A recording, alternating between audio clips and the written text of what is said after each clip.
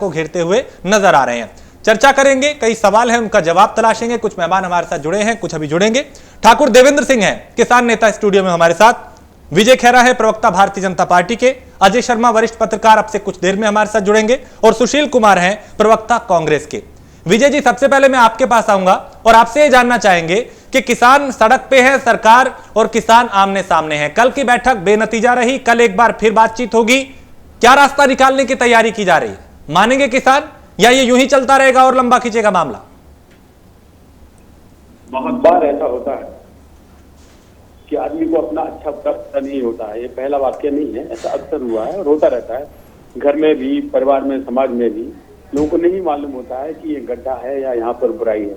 यही हाल आज किसानों के आंदोलन की है। जो किसान आए हैं उनको नहीं पता उनकी भलाई कहाँ पर है, क्योंकि उनको बरगलाया गया है, उनको झूठ बोला गया है, उन्हें गलत रास्ता दिखाया गया है। सर, ये सरकार विशुद्ध रूप से किसानों की भलाई के लिए वचनबद्ध है। जब से सरकार आई है इसने दिया ही दिया है। और अभी भी इस बिल में लिया तो कुछ है ही नहीं। किस बात की लड़ाई हो रही, किस बात के लिए आए हैं? हमने लिया क्या है? अरे तुम जहां दे रहे थे एमएसपी वहां रहेगा, जहां मंडी में बेच रहे थे आप वहां बेचिएगा। अब समस्याएं जो बेचारे गरीब किसानों की, मझोले किसानों की थी, वो दो समस्याएं विकट थी कि जब एमएसपी खत्म हो जाता था, फसल का समय जब खत्म हो जाता था, उसके बाद फिर जब किसान मंडी जाता था तो उन्हें गिद्धों की तरह लौट लिया जाता था, क्योंकि मिल के 4-5 जो भी दुकानदार वहां बचते थे फिर बैठे, वो अपनी इकट्ठा ग्रुप बना के, कॉकस बना के माफिया की तरह उनको लूट लेते थे। तो बाकी के सीजन में 8 महीने 10 महीने किसान बेचारा नंगा आता था, रुका जाता था। 2 दिन उनको रोक लेते थे, अगर उसको उचित मूल्य नहीं मिला, उसने वेट किया तो पैसा नहीं दिया। बाद में वो ट्रैक्टर से माल लाद के आता था, वापस लेके जाता था। इस तरह उनको बीच में पैसे की जरूरत जब भी पड़ती थी, जमीनें गिरवी लगती थी, साहूकार वो जमीन खा जाता था। तो ये जो बीच के मझोले और छोटे किसान हैं, हमें उनकी चिंता पड़ी हुई है। हम चाहते हैं वो राष्ट्र के विकास से जुड़ जाएं। इसमें मुझे बता दीजिए, एक आदमी यहाँ बैठा है वो या आपसे मेरा पूरा विनय है, इतना बता दीजिए इसमें ऐसी कौन सी चीज है जो हमने इनसे छुड़ा ली? इतना एक लाइन बता दें आप। लेकिन विजय जी, इन किसानों को आप क्यों नहीं समझा पा रहे? जिस बात का आप जिक्र कर रहे हैं कि किसानों की भलाई के लिए है, किसानों के हित में है, किसानों की आमदनी बढ़ेगी, ये बात आप इन किसानों को क्यों नहीं समझा पा रहे जो ठिठुरती ठंड में सड़क पे बैठने को मजबूर है, पानी की बौछारें उन पे हो रही हैं? आपका जो कहना है बिल्कुल वाजिब है, हम क्यों नहीं समझा पा रहे हैं। लेकिन मैं आपसे कह रहा हूं कि जिनको पहले से भर के गलत रास्ता बता के लाया गया, नंबर 2, इसमें असली किसानों की कमी है। खालिस्तान के जहां झंडे घूम रहे हैं, लाए हुए लोग नहीं है खैरा साहब, ये आए हुए लोग हैं, लाए हुए लोग नहीं हैं। लाने वाला काम तो आप लोग करते हो, पैसे पर ट्रॉलियों में भर करके, ट्रकों में भर के, बसों में भर के लोगों को लाते हो। ये आप लोगों का काम है। अब गड्ढा खुदवाने का, गड्ढा भरवाने का आप लोगों का काम है। किसान, याद रखिए, किसान आए हुए लोग हैं, लाए हुए लोग नहीं हैं। देखी है इंदर सिंह का, आपने वहां पर तस्वीर देखी है? आप भरोसे के लायक नहीं है। आप लोग भरोसे के लायक नहीं है। आप किसान मांग क्या रहा है ये बताइए? किसान मांग क्या रहा है? क्या भिंडर वाले का तो ना मिनिमम सेलिंग प्राइस से कम पे अगर खरीदी होगी अंदर क्या तो राजनीति केस हो रही दर्ज है? करेंगे, एफआईआर करेंगे। अरे करो ना, एकदम क्या दिक्कत है आपको? नहीं कर सकते, आश्वासन नहीं, आश्वासन नहीं चाहिए। पहले तो आप आतंकवादी बताते हो और फिर जाकर के किसानों का नाक रगड़ते हो, क्या मतलब है? हम तो पुलिस की प्रशंसा करेंगे, इतनी शांति से वो अपना काम कर रहे हैं, किसानों को करने दे रहे हैं। याद रखिए, वादा नहीं, वादा नहीं, ये बाबा जी नहीं है, ये किसान है कि लठ लगवा करके रात में सोए हुए पे पानी के बौछार डाल करके भगा दोगे। आप लोग टाइम पास कर रहे हो, दूसरा कुछ नहीं कर रहे हो। आप लोग पास टाइम नहीं है किसानों के पास जाने के लिए। 70 साल आप लोग वेट एंड वॉच किए हो, तब सत्ता में आए हो, याद रखिएगा। जमीन में चली गई कांग्रेस, ऐसे आप चले जाओगे। भारतीय जनता पार्टी ने लिया क्या है, इसका तो जवाब दे दे भाई। क्या ले लिया, क्या छुड़ा लिया? विजय खेरा जी, देखिए एक बड़ा सवाल मेरा है आपसे। नहीं लिया, दे रहा है, अपने अडानी अंबानी को दे रहा है। उनको बैठा कर बिजनेस का प्लान करिए। किसानों के लिए थोड़े आप लोग प्लान करोगे, किसानों के पास थोड़े आप लोग जाओगे। वहां जाओगे, हैदराबाद में चुनाव करने रैली में जाओगे आप लोग, किसानों के पास नहीं जाओगे। और याद रखिए जो भी काम बिगड़ेगा गोयल जी के माध्यम से बिगड़ेगा, मैं बता रहा हूँ। टाइम पास करो, अपने किसानों को ढूंढ रहे हो आप लोग, उनको ठीक करना हमें, वो ठीक है विजय खेरा जी।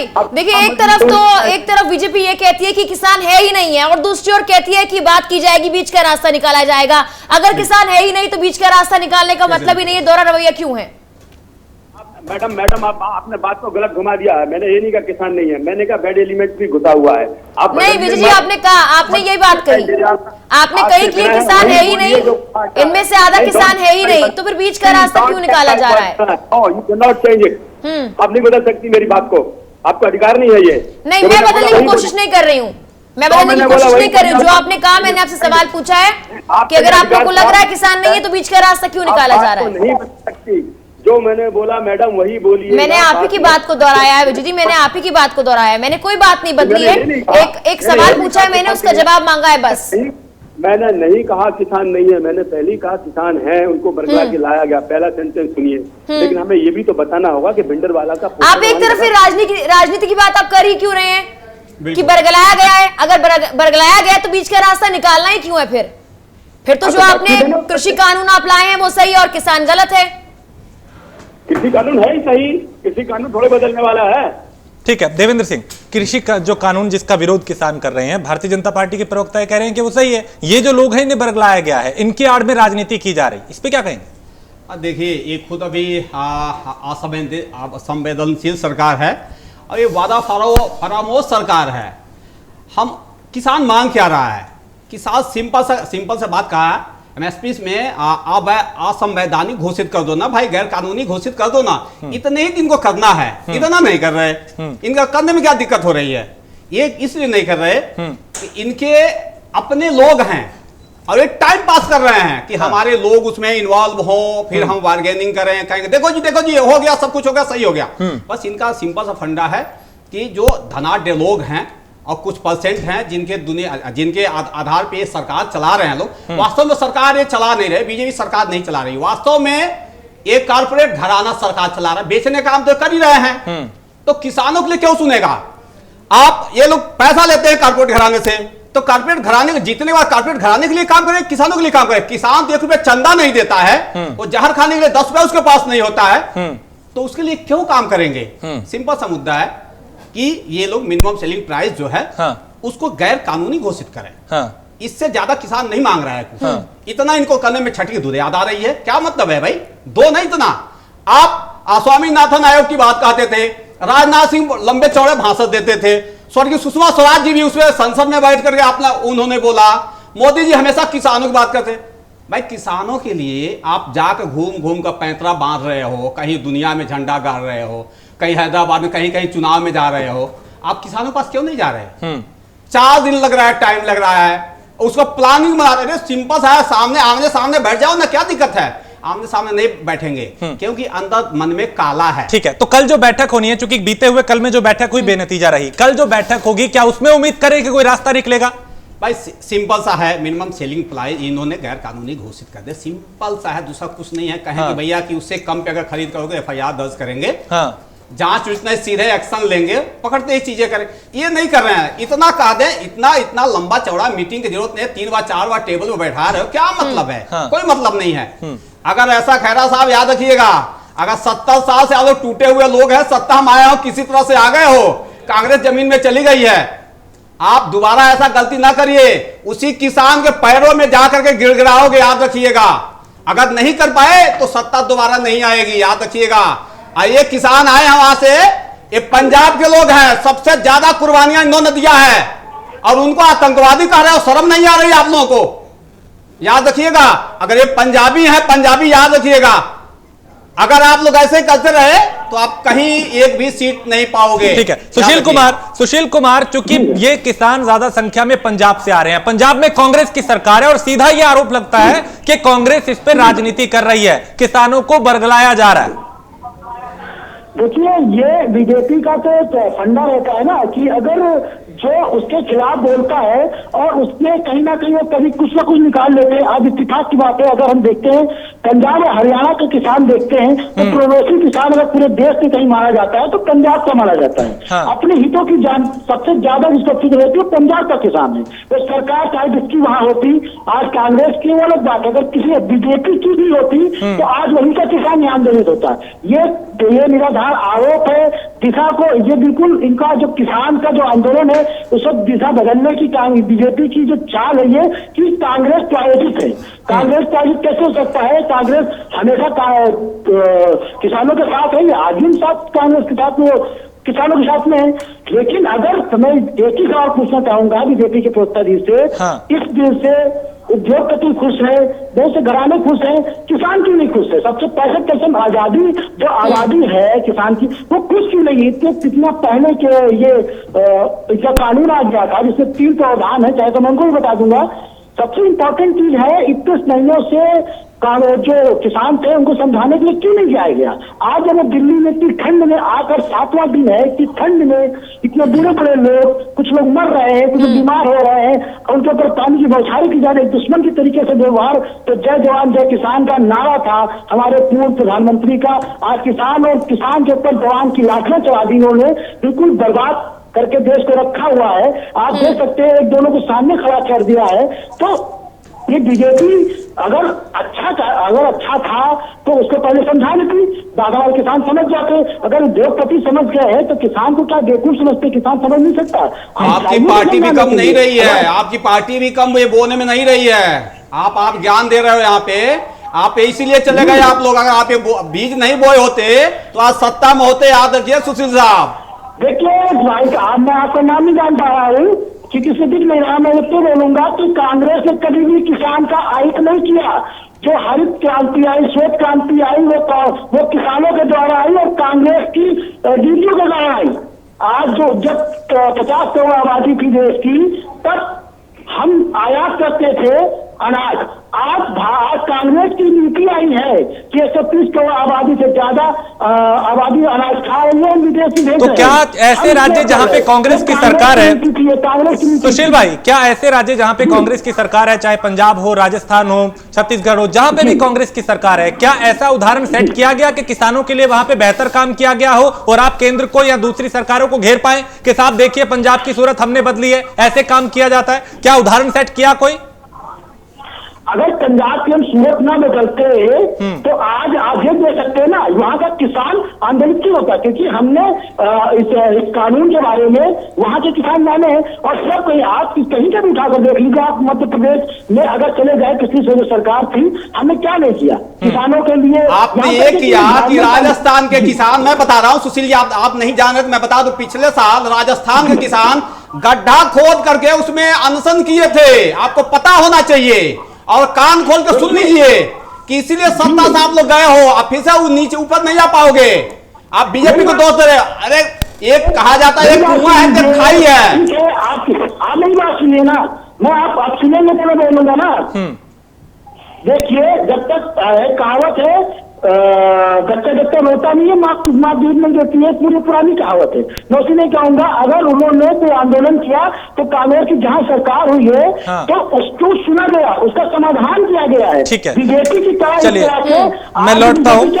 हमारे साथ अजय शर्मा भी जुड़े हैं, उनकी बात नहीं सुनेंगी। ठीक है, ठीक है। तो ऐसा कांग्रेस की अजय शर्मा, बातचीत बेनतीजा रही है अब तक की जितनी बार भी हुई। कल भी एक बैठक हुई थी, बेनतीजा रही। कल एक बैठक फिर होगी, उसमें क्या उम्मीद करें ये कल आने वाले कल में ही पता चलेगा। लेकिन लगता है कि समस्या का समाधान हो पाएगा या यूं ही ये खिंचता चला जाएगा?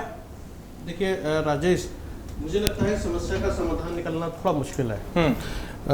हो सकता है अगली आने वाली मीटिंग भी बेनतीजा रहे, क्योंकि जब हम अमित शाह के स्टेटमेंट को समझने की कोशिश करते हैं और जेपी नड्डा के स्टेटमेंट को समझने की कोशिश करते हैं कि और कृषि मंत्री तोमर साहब के स्टेटमेंट को समझते हैं, उससे अपोजिट काशी से जो देश के प्रधानमंत्री नरेंद्र मोदी का स्टेटमेंट आया है, वो साफ साफ बता रहा है कि सरकार कहीं भी अपने कृषि कानून पे टस से मस नहीं होगी।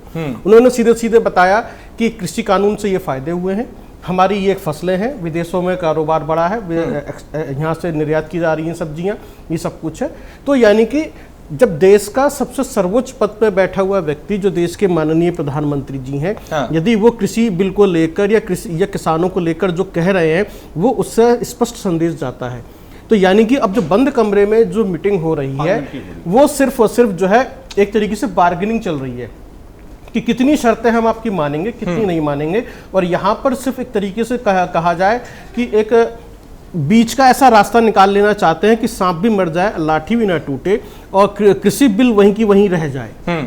जो मेरा जो मेरी समझ में आ रहा है, क्योंकि किसानों की जो मांगे हैं वो ओपन फोरम पर है कि हमें एमएसपी पे चाहिए, हमें जो है जो भंडारण की जो क्षमता है उसको लेके चाहिए, हमें एपीएमसी पे चाहिए। देखिए बहुत छोटी छोटी चीज़ें हैं, उनको समझने की बहुत ज़रूरत है। जैसे एमएसपी के ऊपर किसान लोग कह रहे हैं कि हमें इसको आप जो है गारंटीड कानून में कन्वर्ट कर दीजिए, और सरकार उसको गारंटीड कानून में कन्वर्ट करने के लिए तैयार नहीं है। तो ये इस पर कोई सहमति बनी नहीं पाएगी। और वो कह रहे हैं कि हम एमएसपी को टच करने के लिए तैयार नहीं है। अरे भाई 94% किसान तो पहले एमएसपी पे नहीं बेच रहा था, बाहर जो है कम पैसों में खरीदा बेचा जा रहा था। अब आपने उसको जो है ओपन मार्केट में लाकर खुला बाजार बना दिया और एक नेशनल इंटरनेशनल मार्केट बना दिया, तो वहां पर तो वैसे ही उसके साथ में और चीजें हो जाएंगी। देखिए कांग्रेस के किसान प्रवक्ता बैठे हुए हैं जो अभी बड़ी बड़ी बात कर रहे थे। मैं उनको बता दूं, मनमोहन सिंह की सरकार में 2012 में कॉन्ट्रैक्ट फार्मिंग आ चुकी थी, लेकिन मौजूदा सरकार ने उसको कानूनी रूप से अमली जामा पहना दिया कृषि बिल के रूप में। तो ये कोई नई चीज नहीं आई है, इसको जो है छोटी छोटी चीजों को एक अमली जामा पहनाया गया। अब किसानों को जो लग रहा है कि अब ये जो चीजें हैं हमारे अपोजिट हो जाएंगी। अब जो बड़े बड़े पंजाब के किसानों की जो बातचीत होती है, जैसे कि पिछली बार भी हमने बात की थी कि वहां पर बड़ी जोत के किसान है, यानी जिनको खेती जो है ये जमीन जो है ज्यादा है, और उनका सीधा सीधा असर जो है अडानी अंबानी का जिक्र होता है या बड़े बड़े बिजनेस घराने होते हैं उनका जिक्र होता है, वो वहां जाकर उनसे समझौता करेंगे और उसके बाद जो है एक मजबूरी हो जाएगी। तो ये जो एक लूपहोल है आप लोग समझिए, यहाँ पर एक तो ये चीज है, अगर छोटे किसान भी रहेगा तो इसके अंदर पूरा का पूरा गांव के साथ कॉन्ट्रैक्ट होगा, और गांव के कॉन्ट्रैक्ट के लिए उन्होंने जो अफसर को चुना है, ना कि प्रधान को चुना है। यदि प्रधान होता तो शायद गांव वाले उस पर भरोसा करते और कहते भाई इसको वोट देना है, इसको लेकर आना है, इसकी जवाबदेही बनती है। तो आप या वहां पर जो है गांव के प्रधान को लेकर आइए, जो भी कंपनी साथ में करार होगा वो प्रधान करेगा, और प्रधान की जिम्मेदारी जवाबदेही तय हो जाएगी, गांव के लोग उसी पर भरोसा करते हैं। एक तो ये चीज हो जानी चाहिए। दूसरा, एमएसपी के ऊपर गारंटीड कानून हो जाना चाहिए। आप एमआरपी को एमएसपी बना दीजिए एक तरीके से, जिससे कि आपकी जो फसल है उसका उचित मूल्य आपको मिल जाएगा। किसान दो छोटी छोटी चीजें जो मेरी समझ में आती हैं तो ये है। दूसरा, जो एक अड़ाती है या एपीएमसी की हम बात कर रहे हैं, देखिए अड़ातियों का एक बहुत बड़ा खेल है, आपको उसको समझना पड़ेगा। आप या तो उसको सर्विस प्रोवाइडर समझ लीजिए, अड़ाती समझ लीजिए, जो कि कम दाम पे खरीदता है और उसके बाद जो है बड़ी दाम पे बेचता है। आप यदि कहते हैं कि मंडी में बिकेगा, मंडी में तो एफसीआई जिस तरह से काम करती है, उसके नीचे कमीशन आयोग काम करता है, वो कहता है साहब हमारे पास तो जगह ही नहीं है, हमारे पास तो बोरे नहीं है, हमारे तो पहले से ऑलरेडी फसलें सड़ रही हैं, हम क्यों खरीदेंगे। फिर वो मजबूर हो जाता है बाहर ओपन मार्केट में जाने के लिए। तो आपको यानी कि जो किसानों को जो लगता है, जो मेरी समझ में आया है कि उनको लगता है धीरे धीरे एफसीआई जो सरकारी उपक्रम है वो खरीदना बंद कर देंगे, सारा निजीकरण हो जाएगा। जब निजीकरण हो जाएगा तो उनके साथ में एक जो है शोषण शुरू हो जाएगा, उनकी फसलों का उचित मूल्य नहीं मिलेगा। वैसे परेशान रहते हैं, बकाया नहीं मिलता गन्ने का, वैसी परेशान है चीजों को, नीतियों को लेकर। ये ऊपर से कानून का अमली जामा हो जाएगा, एसडीएम कोर्ट में केस चलेगा वहां पर। अब जब आपको पता है कि हमारा जो सिस्टम है किस तरीके से काम करता है, वो गरीब किसानों की सुनेगा या पूंजीपति की सुनेगा। तो हम जो समझने चाह रहे हैं कि किसानों का भरोसा जीतना चाहिए, इस पर डिस्कस होनी चाहिए थी।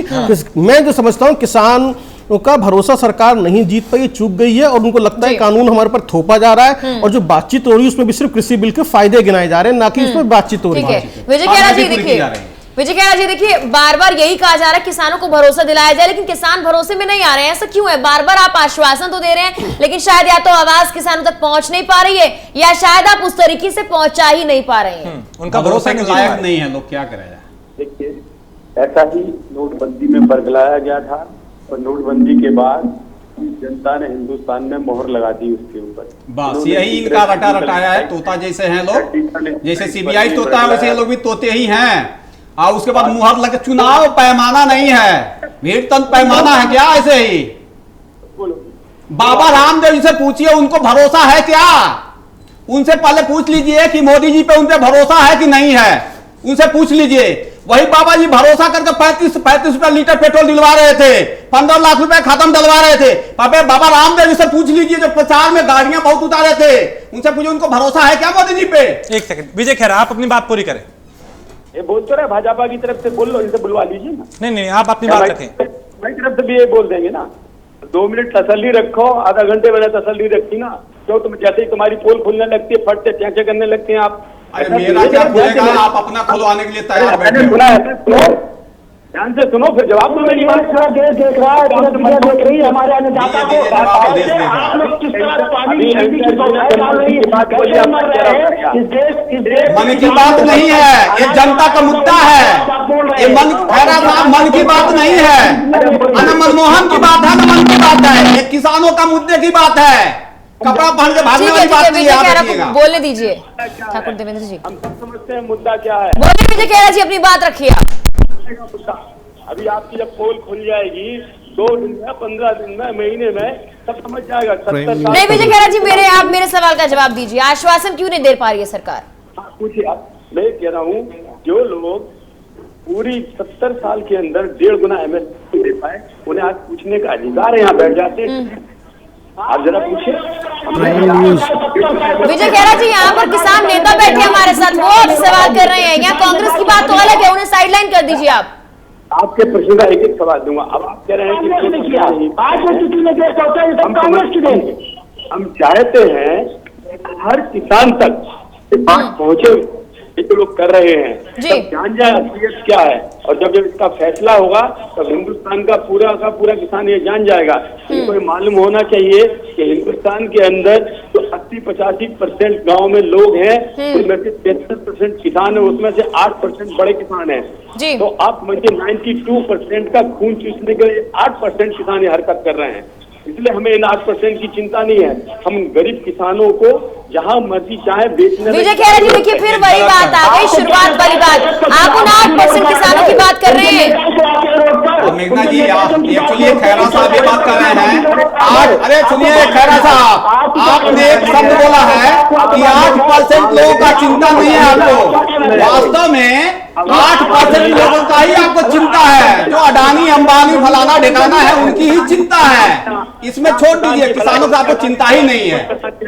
ये तुम्हारी मनगढ़ंत बातें हैं, अडानी फलानी बिरला टाटा। अच्छा, एयरपोर्ट को आप किसान को बेच रहे हो, एयरपोर्ट किसान को बेच रहे हो, BPL किसान को बेच रहे हो।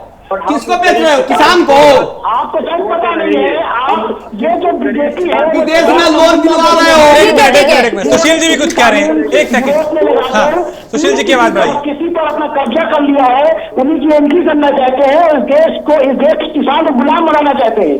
बीजेपी का ये सीधा साधा फंडा है, इस देश के किसान को गुलाम बनाओ, क्योंकि वही सबसे बड़ी आवाज़ है, वही सरकार चुनती है, उसी को गुलाम बना लो। बाकी सब ये अडानी अंबानी तो पैसा लगा ही रहे हैं। विजय खेरा, अब यहाँ पे एक सवाल ये उठता है, क्योंकि इसी चर्चा में अगर आप देखें तो किसान नेता भी हैं, कांग्रेस प्रवक्ता भी हैं, दोनों की ताल एक ही है कि सरकार जो है वो उद्योगपतियों के लिए काम कर रही है, किसानों के लिए नहीं कर रही। ये एक बड़ा आपके ऊपर आरोप लग रहा है, और जो हालात बने हुए हैं वो भी चिंताजनक है। आप रास्ता ही नहीं निकाल पा रहे। वो किसान जिनको केंद्र में रख के राजनीति होती है, जिनके नाम पे वोट मांगे जाते हैं, जिनकी आमदनी डबल करने की बात की जा रही है, आज वो सड़क पे आप उन्हें ये बता नहीं पा रहे कि जो कानून बनाए हैं वो उनके हक के लिए। बातचीत होगी, अभी बातचीत हुई है, धीरे धीरे उनके समझ में आ जाएगा। आखिर किसी को एक छोटा सा सवाल है विजय खेरा जी, ये किसान जो है, आप अपनी थोड़ी सी ये जो रवैया छोड़ दें, थोड़ा सुना भी कराएं। आप जो थोपने की कोशिश करते हैं अपनी बात को, हर बात को, और कहते हैं सुनिए समझिए। अरे यहाँ से जो प्रत्युत्तर आ रहा है उसको भी थोड़ा सुनिए, उसको भी आप भी समझिए। एक छोटा सा सवाल है, आपने बिल के अंदर लिखा है कि आप महामारी या अब जब वो वैश्विक आपदा के समय में भंडारण नहीं कर सकते हैं, तो बाकी समय में तो भंडारण करेंगे, तो क्या इससे ब्लैक मार्केटिंग नहीं बढ़ेगी? और कोरोना जैसी महामारी 100 साल में एक बार आई है, तो कितनी आपदाएं आती हैं, कितनी ऐसी आपदाएं आती हैं। आप पिछले 70 साल में ऐसी कितनी महामारी है इस देश के अंदर जहां पर ऐसी महामारी आई हो, आप बता दीजिए मुझको। अरे मैं उद्योगपति को छोड़ दीजिए आप, मैं किसी उद्योगपति की बात नहीं कर रहा, मैं किसी अडानी अंबानी की बात नहीं कर रहा, मैं सिर्फ कृषि बिल को आप एनालिसिस कर दीजिए, समझा दीजिए आप कृषि बिल को। 3 पॉइंट है, तीनों पॉइंट को खुल के बता दीजिए। आप कांग्रेस को गरियाना बंद कीजिए, किसानों को कहना बंद कीजिए, आपसे कृषि बिल को खोल के बता दीजिए। आप लोग दोनों आपस में लड़ के पूरा डिएटेंट खा जाते हैं, बात सीधी नहीं हो पाती है बिल्कुल भी। बीजेपी का यही फार्मूला है। एक सेकंड सुशील, विजय जी से अजय शर्मा ने सवाल पूछा है। विजय जी आपसे जो सवाल पूछा मैं चाहता हूँ उस पे अपनी बात रखें, आपको पूरा वक्त दिया जाएगा, बीच में कोई ना बोले, ये मेरी गुजारिश है। विजय खेरा। हाँ आप पूछिए ना, फिर से आप कठिन क्वेश्चन किया था, मैं जवाब देता हूँ आप। अजय शर्मा रिपीट कर दीजिए। आप पूछ रहे हैं ना, पूछिए ना। घर पे सुनते बता दें। देखिए मेरा छोटा सा एक सवाल है, किसान नेता हैं मौजूद हैं, पूरे देश का किसान आपके मार्फत सुन लेगा, समझ लेगा, जो कहता है कि महामारी जो है जो 100 साल में एक बार जैसे कोरोना आई या कोई बहुत बड़ी आपदा आती है उसमें भंडारण नहीं कर सकते, जो कि उस बिल के अंदर लिखा है।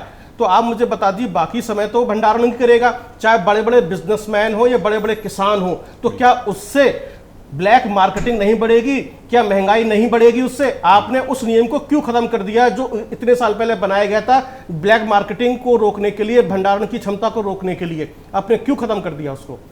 इसी बात को लेकर किसान नाराज हैं और कंफ्यूज्ड है या ना समझ है। ये बेचारे जो भोले वाले ना समझ किसान है, इनको थोड़ा सा ज्ञान दे दीजिए आप। जो कानून किसानों को दुख पहुंचा रहा है, जिस कानून ने 70 साल में उनकी दुर्दशा कर डाली है, 5 एकड़ वाले किसान को 1.5 एकड़ का किसान बना दी। अरे चुप हो जा भाई, अब चुप हो जा, 1 मिनट। ये देश सुशील जी देखिए अहम सवाल है, थोड़ा वक्त उनको दीजिए, हम भी चाहते हैं किसानों तक बात पहुंचे, और क्या विजय खेरा जी कहना चाहते हैं ये हम सुनना चाहते हैं। नहीं सुनना चाहेंगे, लगाने से 70 साल हमारी आपकी गलती नहीं है। आप इनको लाख बोल, जैसे इनकी पोल खुलने लगती है ना तो उसी वक्त ये बोल जाएंगे। नहीं आप अपनी बात रखें विजय खेरा। सुशील कुमार एक सेकंड, विजय जी आप अपनी बात रखें। चिल्ला ऐसे करने कुछ नहीं होगा। किसान मेरे साथ है, तुम्हें लतिया दिया, 2 चुनाव में लतिया के बाहर कर दिया किसान ने, और तीसरे में भी तुम देख लेना अपनी हालत। ये गरीब किसान हमारे साथ है, हम उसकी भलाई के लिए है, तुमको लूटने नहीं देंगे। ये मंडी के ठेकेदार, बिचौलिए, माफिया। खेरा जी लेकिन इतिहास भी गवाह है, जब जब किसान सड़कों पर आया सत्ता पलट भी हुई है और तख्ता पलट भी हुआ है।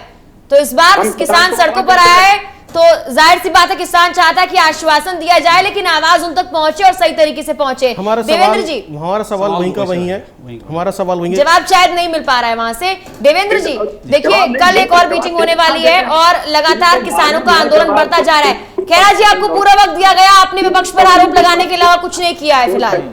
खेरा साहब आपको पता होगा कि 10 साल पुरानी गाड़ियां दिल्ली में नहीं जा सकती थी और 70 साल के ट्रैक्टर दिल्ली में घुस आए हैं, आपको पता होना चाहिए। अभी मेघना जी कह रही थी जब किसान उद्वेलित हुआ है सत्ता पलटी है, तो याद रखिएगा पहले साम दाम सुन लीजिए, पहले साम दाम दंड भेद आप लोग अपना रहे हो। जैसे अजय शर्मा जी ने कहा है 100% मैं इनसे सहमत हूं कि आप लोग सिर्फ बार्गेनिंग कर रहे हो टेबल पे, क्योंकि प्रधानमंत्री तो बोल चुके हैं कि ना जी हम तो अलग होंगे लेकिन खूंटा तो यही गाड़ेंगे। यही बात है, दूसरा कुछ नहीं है। आप अपने किसानों को ढूंढ रहे हो कि कोई मेरा किसान आ जाए, मैं बोला हाँ जी हो गया, फैसला हो गया, लेकिन यही करना चाहते हो। क्या उम्मीद करें कि सरकार की जो नियत है वो साफ है कि कोई रास्ता निकले, या फिर आपको लगता है कि सिर्फ गुमराह किया जा रहा है? क्योंकि कोशिश तो उधर से भी की जा रही है, कोई सरकार ये नहीं चाहती कि उनके खिलाफ जो किसान है वो खड़े हों। आज किसान सड़क पे। कल की बैठक में क्या कुछ मांगे आप रखने वाले हैं? फिलहाल तो मांगे नहीं मानी गई हैं। ये टाइम पास कर रहे हैं लोग, दूसरा कुछ नहीं है। हमारा मुद्दा वही है मिनिमम सेलिंग प्राइस का गैर कानूनी घोषित कर दे, सिंपल इतना सा चीजें एक कर दें, इसके अलावा ज्यादा कुछ मांग है नहीं। अगर नहीं होता तो आंदोलन बढ़ेगा, 4 महीने का राशन किसान लेकर आए हैं। बढ़ेगा। अभी देख रहे हैं कि सीमाएं सील हो रही हैं, लोग अब बाहर से आ रहे हैं। एनसीआर के किसान कुछ पॉलिटिकल पार्टी से जुड़े हुए तो वो नहीं किसान आ रहे थे, लेकिन उनको बाउंडेशन तोड़कर किसान आ रहे हैं। इनको समझ आना चाहिए। ये पहले खूब बार्गेनिंग करते रहे, घुमाते रहे कि किसान नहीं है, आतंकवादी है, फलाना है, ठिकाना है। इनको समझ में आने लगा आज कांग्रेस की सत्ता चली गई, मेरी भी चूल्हे हिल जाएंगी, हम भी चले जा सकते हैं, इसलिए आ रहे हैं लोग, बैठ रहे हैं टेबल पे। आप दोनों कांग्रेस बीजेपी वाले दोनों एक ही हो, दोनों एक ही थाली में खाने वाले हो, तो आप दोनों एक ही हो, आप ऐसा ना कहिए। सुशील जी आप भी वही हो, ये भी वही हैं, इसलिए अरे आप अपने अपने किसानों को ढूंढिए, आप लोग ढूंढिए। याद रखिए ये सत्ता की लड़ाई नहीं है, चुनाव डालो, वोट डाल करके जीत गए तो हम सही हो गए, उससे पहले संक होते। अरे शर्मा जी, सरकारें आती हैं चली जाती हैं, किसानों का नाम जब वोट मांगने की बात आती है तो खूब उछलकर सामने आता है, किसान से वोट लेना है, इस किसान के लिए योजना चलाई जाएगी। लेकिन हालात तो जो किसानों के हैं वो जबरदस्त बने हुए, देश का अन्नदाता उसके बने हुए और आरोप प्रत्यारोप का सिलसिला जारी है और अब भी किसान सड़कों पर है, लेकिन कोई सुनने को तैयार नहीं है। देखिए वही चीज़ है, राजनीति जो है सिर्फ जो है शासन करने के लिए कहीं हो रही है, लेकिन लोगों के भले के लिए कम दिखाई दे रही है। और जैसे कहा जाता है कि सियासत सिर्फ चुनाव जीतना जानती है, तो वही यहाँ पर ये हो रहा है। अभी जैसे किसान नेता हमारे स्टूडियो में कह रहे हैं कि दोनों पार्टियां एक जैसी हैं, तो दोनों पार्टियां यदि एक जैसी हैं तो इसका मतलब यह है कि किसान अब जो है दोनों पार्टियों पर भरोसा नहीं कर पा रहा है। किसान जो है सिर्फ और सिर्फ जो है देश का किसान है, जिसको बांटने की कोशिश की गई थी। तो अब ये जो आमदनी की बात कर रहे हैं या माली हालत की बात कर रहे हैं, जो एमएसपी की बात हो रही है, देखिए पिछले 70 सालों को का डाटा हम स्टडी करते हैं तो किसानों की जो आमदनी जो है अब तक सिर्फ 19% के आसपास बढ़ी है। जबकि बाकी जो सरकारी महकमे हैं, जो कर्मचारी हैं, टीचर हैं या अलग उनकी जो आमदनी है वो लगभग 100% के आसपास बढ़ चुकी है। तो इतना ज़्यादा डिफरेंस है आमदनी के अंदर। तो यदि आप जो है किसानों को तो हाशिए पे रख के चल रहे हैं, आप उनको जो है जो उनकी आर्थिक स्थिति सुदृढ़ हो, मजबूत हो, उसको लेकर नहीं आना चाहते हैं। तो किसानों की मांग वही है, यदि एमएसपी फिक्स हो जाएगा तो उनकी जो माली हालत है उसमें सुधार आ जाएगा। ठीक है, लेकिन अजय एक बुनियादी सवाल ये है कि सरकार ये कहती है कि किसानों के हित के लिए है, उनकी भलाई के लिए है, उनकी आमदनी बढ़ेगी। किसान ये कह रहे हैं कि नहीं साहब हमें ऐसा कानून नहीं चाहिए, उनको लगता है कि ये उनके खिलाफ है, उनकी फसलों के दाम कम होंगे। जो मांग है जिसका आप जिक्र कर रहे हैं एमएसपी को लेके, लिखित में आखिर क्यों नहीं दिया जा रहा? अगर ऐसा सरकार कर देती है तो दिक्कत कहां आ रही है जो किसान मांग कर रहे हैं? देखिए एक्चुअल में क्या है, सरकार को लगता है कि भाई एमएसपी तो हम वैसे भी टच नहीं कर रहे, जैसे पहले था चलता रहेगा। तो उससे उनको कोई फर्क पड़ने वाला है नहीं, क्योंकि जैसे मैंने कहा कि 94% किसान पहले भी जो है ओपन मार्केट में बेच रहे थे छोटी मोटी। उत्तर प्रदेश में, उत्तराखंड में इधर देखें कितनी मंडियां हैं, कहाँ पर है, वो आसपास के एरिया में बेच कर आता है। जो जमीन है जो छोटे किसानों की वो 2 एकड़ से कम है। जब जमीन इतनी कम है तो फसल कितनी है, तो बल्क में जाता नहीं, वो वही आसपास में अड़ाती को बेच देता है या बाहर में बेच देता है। ठीक है, तो आप इसको समझने की कोशिश करें कि जब ऐसी स्थिति है तो एमएसपी तो वैसे भी नहीं बेच रहा है पहले से। जो 6% किसान बेच रहा था वो बड़ी जोत वाला बेच रहा था, चाहे वो महाराष्ट्र का हो, चाहे पंजाब का हो या हरियाणा का हो या अलग जगह का हो। तो उसको फायदा मिल रहा था और उसको लग रहा है कि यार इस पे जो है एक तरीके से अटैक हो गया। यदि ये एमएसपी पर सरकार टच करेगी नहीं, इधर प्राइवेट कंपनियां आ गई हैं कॉन्ट्रैक्ट फार्मिंग के थ्रू, या जैसे हम कहते हैं एपीएमसी से मंडी कहते हैं या बाजार समिति कहते हैं, जैसे बिहार में हम बाजार समिति कहते हैं। जब ये खत्म हो जाएगी और इस पर कोई आएगा नहीं तो बाहर के लोग खरीदेंगे, ये लोग खरीदेंगे नहीं, या एफसीआई जो है बना कर देगा जैसे हमारे पास हम बोरे नहीं है या हमारे पास स्टॉक पूरा भरा हुआ है, माल सड़ रहा है, तो ऐसे में हमें बाहर औने पौने दामों में बेचना पड़ेगा। या तो वो एमएसपी का मतलब ये है किसानों का, चाहे बाहर की कंपनियां खरीदे, चाहे ओपन मार्केट में बेचा जाए, चाहे वो जो है सरकारी मंडी में खरीदा बेचा जाए, वहां पर एमएसपी एक गारंटीड कानून बन जाना चाहिए कि चाहे कोई भी खरीदे कोई भी बेचे, इससे कोई फर्क नहीं पड़ता है। ये सबसे बड़ी चीज है कि जैसे ही एमएसपी जो भी उससे नीचे खरीदेगा उसको जेल हो जाएगी। ठीक है सुशील, आप जब विजय खेरा बोल रहे हैं तब भी बीच में टिप्पणी कर रहे हैं, जब अजय जी बोल रहे हैं तब भी कर रहे हैं, अब कोई टिप्पणी करेगा आप बोलेंगे, आप अपनी बात रख के कहना क्या चाह रहे हैं, क्या कह रहे हैं? मैं तो जब कोई गलत बात बोलता है, जैसे अभी जो सज्जन बोल रहे थे, मैं नाम नहीं जान पा रहा हूँ, अजय जी बोल रहे थे, वरिष्ठ पत्रकार हैं, वीडियो बनाया था, जो किसी कानून पर वीडियो बनाया था, ये सारी बातें उसने बोली थी, तो फिर भाई साहब ने सुना भी है। 94% जो भी बोल रहे हैं। अभी मैं एक जो पहला मैं कहा था, जो पहला कानून था उपभोक्ता कानून, जिसके तहत भंडारण की समस्या थी, मैं आपको सीधा सा छोटा सा उदाहरण देना चाहूंगा। यूपी में लखनऊ में आप देखे आलू 50 रुपए किलो बिक रहा है। अभी जैसे ही आलू खुद के आएगा किसान का मंडी में 5-10 रुपए किलो बिकने लगी थी। क्यों? इसीलिए वही काला कानून है, इसके तहत उन्होंने गोदामों में आलू भर के रखा हुआ है और धीरे धीरे रिलीज कर रहे हैं। जैसे किसान का आलू खुद के आएगा तो सारा रिलीज कर देंगे, एकदम से आलू मार्केट में आ जाएगा और सस्ता हो जाएगा। और सस्ता होने के बाद अभी एक बात बताई थी देवेंद्र सिंह जी ने आपको और अजय शर्मा जी ने भी कि ये तो कांग्रेस ने पहले से किया हुआ था, खाका तैयार, सिर्फ अमली जामा पहनाने का काम बीजेपी ने किया है, यानी कि जो आप करना चाहते थे वो बीजेपी की सरकार ने कर दिया।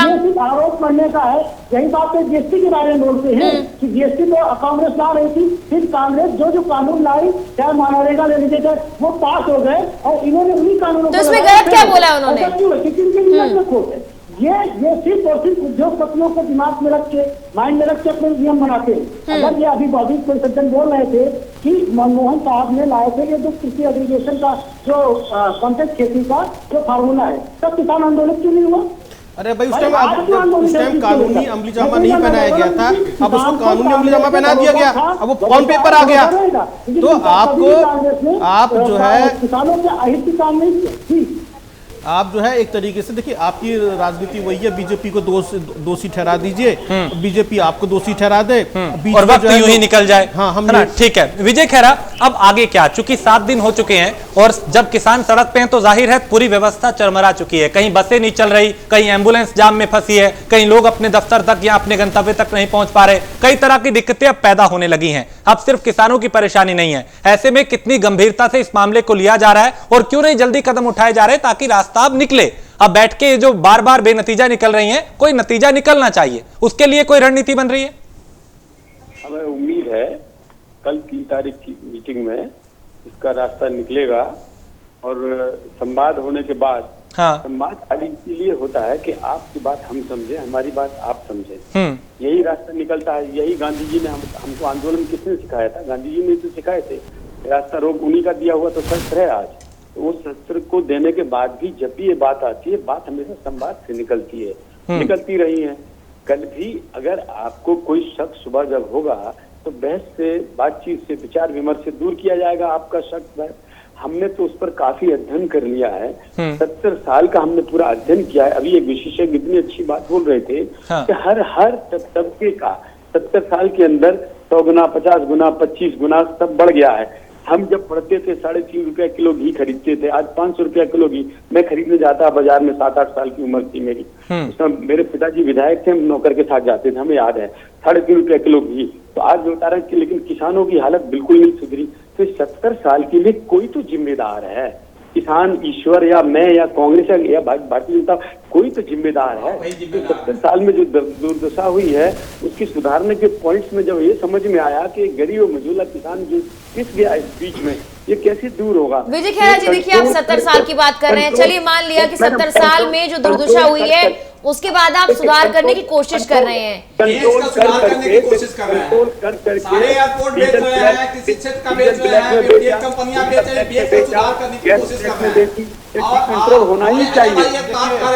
मिसिंग हो गई है, किसानों का आय बढ़ा है, जैसे अमित शाह का धनिया बेच करके 300-350% बढ़ गया है, ऐसा ही किसानों का आय बढ़ा है। क्यों मजबूर करना चाहते हैं उनको एक ही मंडी में आए? क्यों विजय खेरा साहब समझा पाए कि आपको ये बताना पड़ेगा, आप समझ लीजिए कि जैसे पहले देसी लाला होते थे, साहूकार होते थे, जमींदार होते थे, जो कि किसानों का शोषण करते थे, या उनको कर्ज देकर खेती होती थी और कर्ज जब चुकाया नहीं जाता था तो जमीन फसल काट के ले जाते थे और किसान के पास कुछ बचता नहीं था।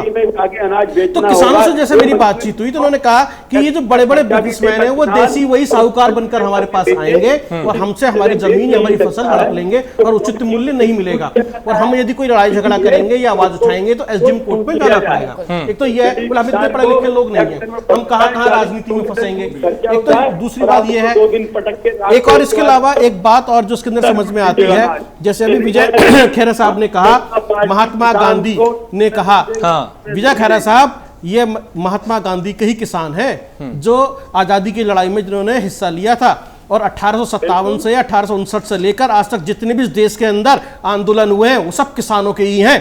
तो ये बात आप समझ लीजिए, ये महात्मा गांधी के किसान है, महात्मा गांधी के किसानों को खालिस्तानी कहना उचित नहीं है।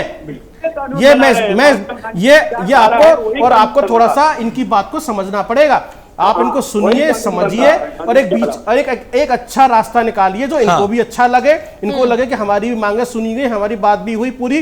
तो कम से कम आप इनकी बात सुन तो लीजिए, समझ तो लीजिए। क्या पता ये लोग सही कह रहे हो, क्या पता आपकी जो ब्यूरोक्रेट्स है या अफसर है उन्होंने गुमराह कर दिया हो आपको। तो ये आप ही के किसान है ना, आप महात्मा गांधी का जिक्र कर रहे हैं तो महात्मा गांधी के किसान है, वो तो सुनेंगे ही उनको, इसीलिए तो बुला रहे हैं। तो जब भी चर्चा के लिए बुलाया था, कल भी बुलाएंगे। अगर हमको कहीं लगता है हम सुधारेंगे अपनी बात, किसमें क्या ठीक है। तो देवेंद्र सिंह, अभी आप अपनी बात रखें। जो किसानों की मांग है, क्योंकि भारतीय जनता पार्टी के प्रवक्ता तब से तो चलिए माना कि वक्त यूं निकल गया कि एक दूसरे को खींचतान में, अभी जो आप अपनी बात गंभीरता से रखें ताकि वो सुने, और उस पर क्या जवाब दिया जा रहा है, उस पर कितनी गंभीरता से उसे लिया जा रहा है, वो फिर हम विजय जी से जानेंगे। खैरा साहब, सिंपल सा है कि अभी अजय भाई ने बहुत बढ़िया कहा है। तो किसानों की आय नहीं बढ़ रही है, आपको मानना पड़ेगा। हम मीटिंग करना बंद करिए और मन की बात कहना बंद करिए, तो बात करिए। ठीक है, आपकी बात जो है हम आपका दर्द समझे। 70 साल से माना कि आप 70 साल से आप नहीं थे शायद, ठीक ना, दर्द तो नहीं होंगे आप लोग, लेकिन 70 साल से कांग्रेस दी, उसने लुटिया डुबोई, आप बेच करके अब बेच रहे हैं। ठीक है, बेचिए, आपकी सत्ता है, आप जो करना तय करिए। लेकिन किसानों की सिंपल था एक लाइन की चीज, मिनिमम सेलिंग प्राइस जो है ना, उसको आप कह दिए कि अगर कुछ भी ये करोगे तो गलत होगा तो अब FIR दर्ज करेंगे, तत्काल एक्शन लेंगे। SDF HM को कोर्ट के चक्कर काटना छोटा मोटा किसान बल की बात नहीं है। ये बड़ा धनिया बेच करके 300% कमाने वाले ही आप अपना SDM कोर्ट में कर सकता है और वहां भी दबाव डाल के अपने फेवर में करवा सकता है, तो वहां ना जाने दीजिए। अजय भाई कह रहे थे ग्राम स्तर पर चीजें देनी चाहिए, वो बहुत अच्छी चीजें है, ऐसा चीज कुछ आना चाहिए। तो खुले दिमाग से, खुले दिल से आप लोग काम करिए, मान लीजिए। नहीं मानेंगे तो याद रखिएगा, ये बाबा टिकैत की धरती है। जब लाखों किसान जब दिल्ली में आए थे तो कांग्रेस को आप इनको भागते भागते जगह नहीं मिली थी, वही किसान आ रहे हैं, याद रखिएगा। चुनाव तो जीत रहे हो, लेकिन दौड़ा दौड़ा के यही किसान घर में घुसा देंगे, याद रखिए। विजय खेरा जी, देखिए इसे चेतावनी समझ लीजिए या कुछ भी समझ लीजिए, किसानों का तो साफ तौर पर यही कहना है कि हमारी मांगे मान लीजिए, नहीं तो आने वाला वक्त बहुत चुनौतीपूर्ण होने वाला है। चुनौतियां वाकई बहुत बढ़ गई हैं, तो ये बीच का रास्ता निकालने की जो बात की जा रही है, क्या कल ऐसा कुछ हो जाएगा कि बीच का रास्ता निकल जाएगा? क्या रणनीति है? हमने आपसे बताया, जब संवाद इनसे होगा हम इन्हें समझा पाएंगे। देखिए, किसान की फसल जब कोई भी अगर खरीद लेगा, जो डर बताया गया कॉर्पोरेट और अडानी और फलाना, कोई भी खरीद लेगा किसान की फसल, तो उसमें इस बात का प्राविधान है कि अगर वहां पर फसल का कुछ भी नुकसान हो जाए उनको पेमेंट करना पड़ेगी। इन्होंने बरगला दिया कि पेमेंट नहीं मिलेगी। दूसरी बात, वो अगर पेमेंट नहीं मिलती है तो SDM वो पेमेंट दिलवाएगा। इनने बदला क्या दिलवा दिया कि SDM इसका उल्टा कर सकता है, ये पावर नहीं है। किसान की जमीन गिरवी नहीं रखी जा सकती, कोई ले नहीं सकता। आजकल साहूकार गिरवी करके और उनकी जमीनें छुड़ा लेता है। वो कोई भी कंपनी दुनिया की कोई कॉर्पोरेट नहीं करेगी। एक तरफा निर्णय है जो किसान के फायदे में रहेगा हर सूरत में। पूरा का पूरा कानून किसान के हाथ में जा रहा है, ये बात उन्हें समझाना है। जब ये आएंगे तो उस कानून के पहलू उन्हें बताए जाएंगे। अगर कोई उनको कमी नजर आती है, कोई समस्या है, अभी भी कमी नजर आती है। देवेंद्र जी, देखिए सरल भाषा में उन्हें समझाने की कोशिश भी की है कि फायदे के लिए है किसान के। अगर कहा जा रहा है कि जब आप आएंगे तो समझा दिया जाएगा, तो ऐसे में आंदोलन की राह ना पकड़कर क्या वार्ता समाधान नहीं हो सकता? इतिहास 70 साल के इतिहास में पहली दफा है सरकार किसानों को फायदा देना चाहती है और किसान फायदा लेना ही नहीं चाह रहा। सबसे हंसी के पात्र लोग हैं, एक कूप मंडूक बने हुए हैं। किसान को सरकार दे रही है और किसान कह रहा है मुझे चाहिए ही नहीं। ऐसी सरकार किसी सरकार देखा है आप लोग? पूरे बीच में ऐसा सरकार कहीं नहीं है जो कहे कि मैं दे रहा हूँ, जबरदस्ती किसानों को फायदा करवाना। अरे साहब, किसानों को फायदा नहीं, आप 350 प्रॉफिट होने वालों का फायदा करवा रहे हो, आप कॉर्पोरेट लाभ का फायदा करवा रहे हो। ठीक है, सुशील जी भी कुछ कहना चाह रहे हैं। मत घूमिए किसानों को। ठीक है विजय खेरा जी, ठाकुर देवेंद्र जी, सुशील जी भी कुछ कहना चाह रहे हैं। जी जी जी जी विजय जी बोल रहे हैं कि जो कॉर्पोरेट आएगा किसी के, मैं एक उदाहरण देना चाहूंगा, सबका उसका क्या लिखी रही हो। तो यही पंजाब का उदाहरण है। टैक्सी कंपनी आई, उन्होंने कहा मैं यहाँ टैक्सी का प्लांट लगा देता हूँ, वहाँ पर तो वहाँ के किसानों ने मना कर दिया कि पानी का रहो। तो उन्होंने उनको बेवकूफ बनाया कि मैं यहाँ पर प्लांट लगाऊंगा और चिप्स जो आप आलू उस समय से 50 पैसे किलो बिकता होगा, आपका आलू में 10-15 रुपए लूंगा और आपको अच्छा दाम देगा। किसान मान गए, बाद में उन्होंने फैक्ट्री भी लगा ली। ये सच्चा उदाहरण है, मैं झूठ नहीं बोल रहा हूँ। बाद में उन्होंने फैक्ट्री भी लगा ली। इसके बाद जब उनकी फैक्ट्री लग गई, एक साल तो आलू लिया, दूसरे साल आलू नहीं लिया, पता उसकी उद्योगपति ने क्या कहा, उन्होंने यही कहा कि आपका आलू स्टाइल का नहीं है, उस क्वालिटी का नहीं है। सिर्फ जो उद्योगपति होता है वो अपना प्रॉफिट देखता है, वो सिर्फ प्रॉफिट देखने के लिए होता है, और आप उसी उद्योगपति के भरोसे इस देश के अन्नदाता को छोड़ना चाहते हैं। ये सरासर का ये आप कैसे समझाएंगे इस देश को, मुझे नहीं पता। ठीक है सुशील जी, देखिए चलिए मान लिया कि आप जो बात कह रहे हैं कि अन्नदाता के साथ बुरा हो रहा है या फिर उद्योगपतियों के साथ अच्छा हो रहा है, तो आप क्या सरकार जिस तरह समझाना चाह रही है किसानों को, क्या आप उसमें आकर एक मीडिएटर का काम नहीं कर सकती हैं? क्या कांग्रेस आकर ये नहीं कह सकती है कि किसान और सरकार बैठे बातचीत करें, क्योंकि आम लोगों को भी दिक्कत हो रही है आंदोलन से? बिल्कुल हो रही है, लेकिन मेरी बात सुनिए, कल आज हो सकता है कहीं जाने के लिए आम लोगों को दिक्कत हो रही है, लेकिन कल अगर ये हमारा अन्नदाता मरेगा ना, तो खाने की जब दिक्कत होगी तब हम तब तो नहीं, ऐसा ना हो इसके लिए आप भी तो पहल कर सकते हैं ना कि आप सरकार से मांग करें कि भाई सरकार और किसान आकर बातचीत कर ले। जी, किसान, हम सब किसान के साथ खड़े हैं और हम चाह ही रहे हैं कि सरकार आकर उनकी बात सुने, उनको वो सातवां दिन है कि कड़कती ठंड में, दिल्ली की ठंड पूरी दुनिया में मशहूर है, ऐसी ठंड में वो खुले आसमान के नीचे है, सरकार उनकी सुने और कोई बीच का रास्ता अगर निकल सकता है तो निकले। लेकिन हमारे प्रधानमंत्री मन की बात में कहते हैं कि हम उनको समझाएंगे, उनकी सुनेंगे नहीं। सुशील जी, यही तो आरोप आप पर लग रहे हैं, फिर यही आरोप तो लग रहा है कि अपनी राजनीति को और तेज करने की कोशिश की जा रही है किसान और सरकार के बीच के आंदोलन में। नहीं, हम कहाँ हैं बीच में भाई, हम तो किसान के साथ खड़े हैं। किसान अगर मान लेता है कि ये बीजेपी का जो 3 जो नियम है ये सही है, हम उसके साथ चले जाएंगे। किसान कह रहा गलत है तो हम कह रहे गलत है, हम किसान के साथ खड़े हैं। अगर किसान कह देता है, अगर किसान को समझा देते हैं, कल एक बार फिर जो बातचीत होगी, क्योंकि अभी दोनों आमने सामने हैं, सरकार और जो किसान है, अपनी अपनी जो डिमांड्स हैं वो सबके सामने, यानी ना तो वो झुकने को तैयार हैं, ना ही ये झुकने को तैयार है। ऐसे में अब दोनों तरफ का अगर पल्ला देखें तो समस्या का समाधान कैसे निकलेगा? क्या उस तरफ थोड़ा झुकाव होगा, वो मानेंगे जो किसानों की बातें हैं, या फिर किसानों को थोड़ा बैकफुट पे आना पड़ेगा कि ठीक है अगर सरकार ये कह रही है तो हम सहमत है इस बात से? देखिए, अभी तक मौजूदा सरकार का जो ट्रैक रिकॉर्ड है, चाहे वो सीए को लेकर हो, एनआरसी को लेकर हो, एनपीआर को लेकर हो, या किसी भी एक्ट बिल को लेकर हो, मैंने नहीं देखा अभी तो सरकार कहीं भी पीछे हटी हो। हाँ। उसने तो ऐसे ही जो कृषि बिल है इसको लेकर भी मुझे लगता है कि सरकार जो है पीछे हटने के मूड में नहीं है। जब सरकार पीछे हटने के मूड में नहीं है, और जिस तरीके से अभी तक देश के मुखिया ने भी कहा और हमारे बीजेपी के प्रवक्ता ने भी कहा है कि वो आएंगे तो उनको समझाएंगे, तो यहाँ पर जो सारी बातचीत है वो समझाने की प्रक्रिया की चल रही है कि चाहे 3 बार की मीटिंग हो, 5 बार की मीटिंग हो, हम उनको समझा सकें कि ये कृषि बिल आपके फायदे के लिए है। तो हो सकता है किसानों को कहीं ना कोई ऐसा आश्वासन दिया जाए या कोई बीच का ऐसा रास्ता निकाला जाए जो उसके अंदर, जिससे उनको लगे कि चलो ठीक है, हमारी 5 मांगे नहीं मानी गई लेकिन हमारी 1 तो मान ली गई, तो एक से ही वो संतुष्ट होकर अपने धरने को या अपने इस आंदोलन को खत्म करने के लिए राजी हो जाए। तो अब ये किसानों के ऊपर डिपेंड करता है कि वो कल की वार्ता में होने वाली बातचीत को किस तरीके से लेते हैं और समझते हैं।